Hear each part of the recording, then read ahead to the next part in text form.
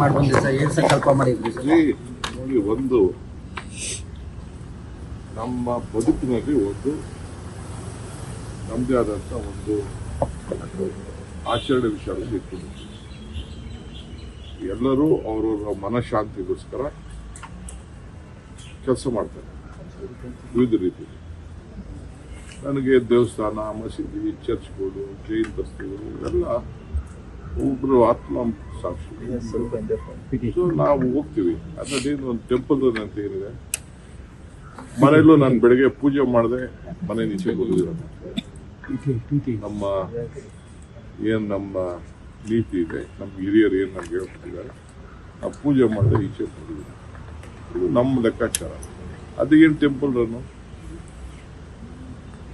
ಈಗ ನಾವೆಲ್ಲ ಸರ್ಕಾರದವರು ಟೆಂಪಲ್ಗಳನ್ನೆಲ್ಲ ಮುಚ್ಚಬೇಕಾಗ್ತದ? ಟೆಂಪಲ್ಗಳಿಗೆ ಪ್ರೋತ್ಸಾಹ ಕೊಡ್ತೀವಿ.